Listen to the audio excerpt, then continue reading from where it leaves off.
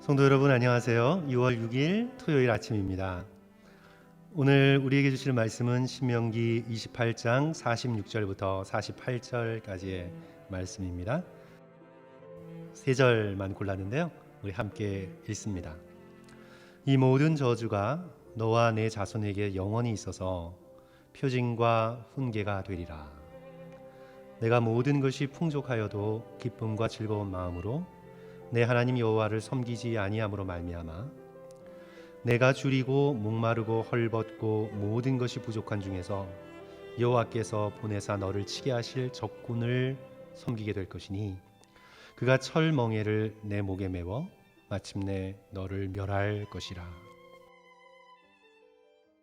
성도 여러분, 요즘 큐티하기가 힘들지 않으세요? 이틀째 저주의 말씀입니다. 우리 아침에 축복의 말씀을 들어도 현실을 살아가기가 쉽지 않은데 이틀 연속 저주의 말씀입니다.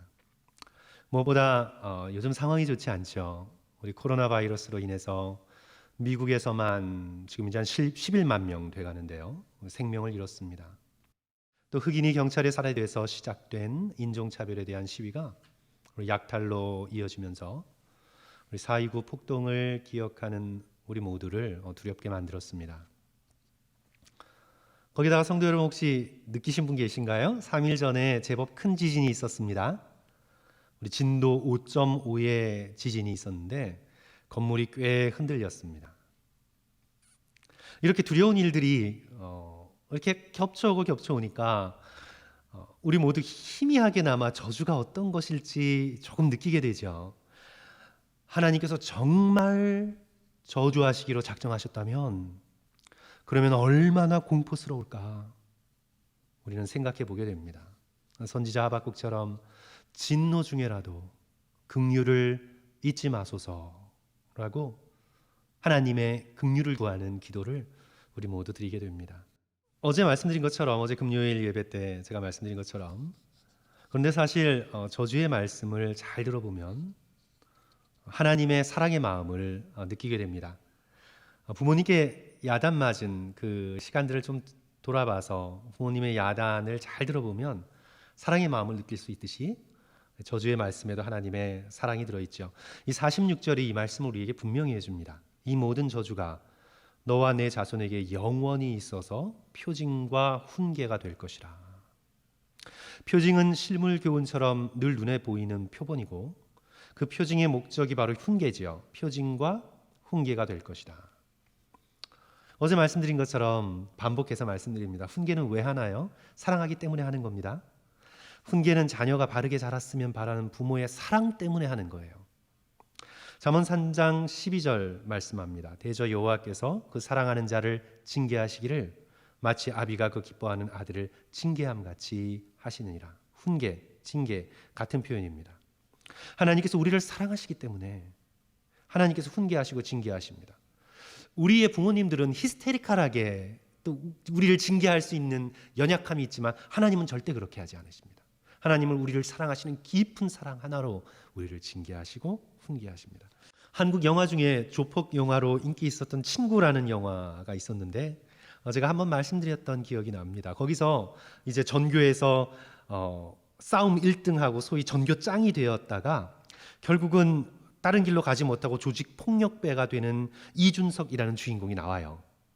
이 주인공이 나오는데 이 친구가 이제 중학생 때 가출을 하게 됩니다. 처음으로. 가출을 했다가 집에 돌아왔는데 아버지가 신경도 안 쓰는 거예요. 전혀 관심이 없는 겁니다. 어디를 갔다 왔는지 뭘 하고 돌아다녔는지 무관심이에요. 아버지가 완전히.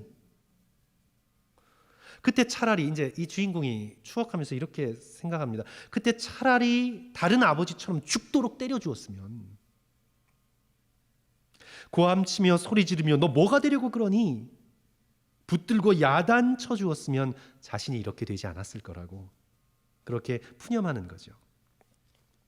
거기서 우리가 느낄 수 있는 건 자녀가 뻔히 눈에 보이는 잘못된 길로 나아가는데도 싫은 소리를 전혀 안 한다면 성도 여러분, 버린 자식일 수 있습니다.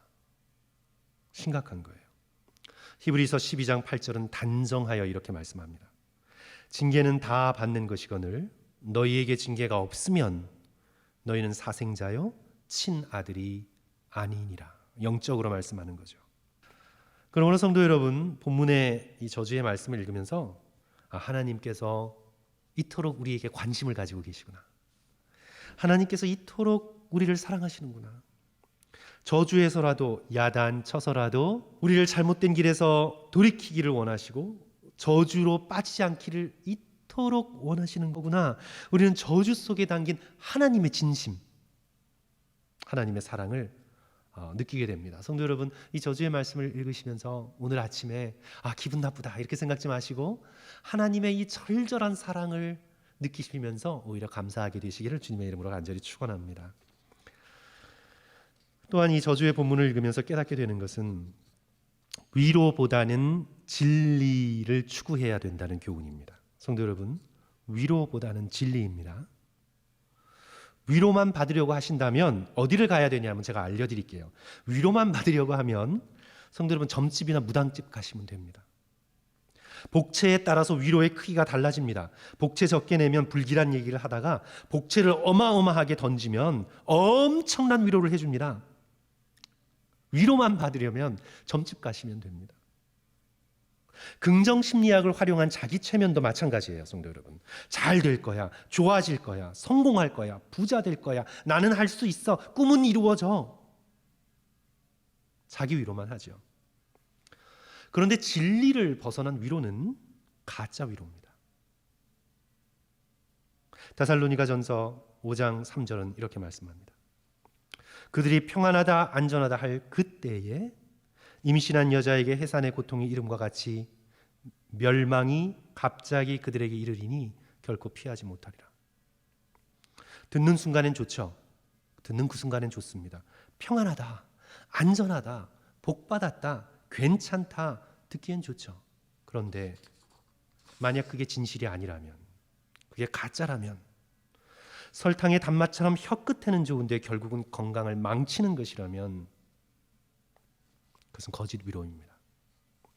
진리는 회개하지 않으면 멸망하게 된다는 것입니다. 이게 진리입니다. 듣기는 싫지만 결국에는 좋은 것입니다. 결국에는 복된 것입니다.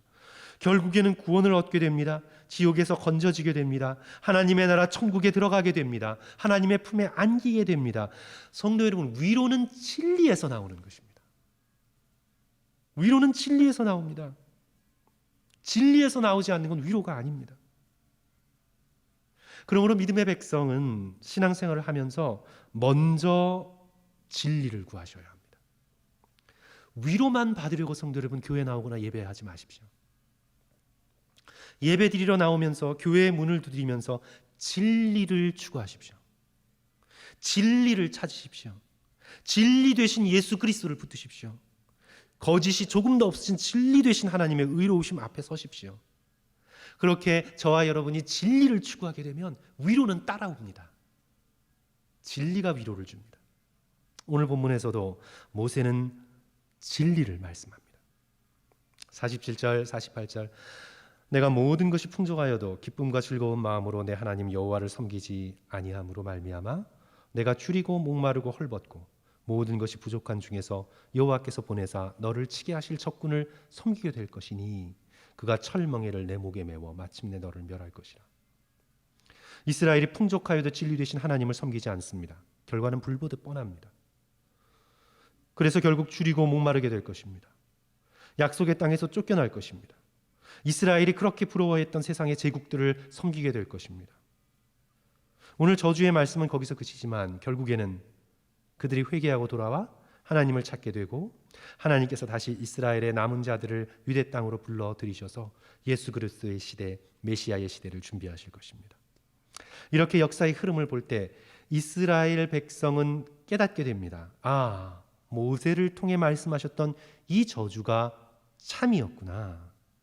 그들에게 이 저주가 표징과 훈계가 됩니다. 말씀을 정리합니다. 저주의 말씀 속에서 하나님의 깊은 사랑의 마음을 느끼십시오. 우리가 거룩한 백성이 되고 더 크고 놀라운 복락을 누리길 원하시는 하나님의 간절한 사랑을 느끼시면서 저주받지 않고 구원받은 의로운 백성으로 살아가시기를 간절히 축원합니다. 또한 위로만 구하지 마시고 저주받지 않고 구원받은 의로운 백성으로 살아가시기를 간절히 축원합니다. 진리를 구하시고 고통과 슬픔 속에서도 진리 되신 예수 그리스도를 바라보며 십자가 앞으로 나올 때 하나님께서 우리를 넉넉히 위로해 주시리라 믿습니다. 죄를 깨끗하게 하시고 거룩한 백성으로서 복된 길을 우리에게 보여주실 것입니다. 더욱 진리의 빛 속에 거하면서 진리 되신 하나님이 쏟아부어 주시는 놀라운 위로를 얻으시기를 주님의 이름으로 간절히 축원합니다. 우리 함께 기도합니다. 주님, 오늘 본문 말씀을 통해 우리를 꾸짖어 주셔서 감사드립니다. 지옥의 저주가 이토록 무서운 것임을 알려주셔서 감사드립니다. 저주를 두려워해서라도 하나님께로 돌이키기를 원하시는 주님의 사랑을 이 시간 다시 한번 느낍니다. 하나님의 저주를 가볍게 여기고 무시하지 않도록 주여 도와주소서. 단지 위로받기보다 진리 되신 하나님을 깊이 알아가며 하나님께서 주시는 참된 위로를 누리게 하여 주시옵소서. 세상이 혼란스럽습니다. 미국 땅의 인종차별이 사라지고 폭동도 그치고 더 정의롭고 평화스러운 사회가 되도록 허락하여 주시옵소서. 주님 없이 참 평화가 없습니다. 모든 사람들이 복음을 깨달아 하나님께로 돌아오도록 주여 역사하여 주옵소서. 예수님 이름으로 기도합니다. 아멘. 성도 여러분, 오늘 하루도 하나님을 의지하시면서 승리하시기를 주님의 이름으로 축원합니다. 다시 한번 들어주셔서 감사드립니다.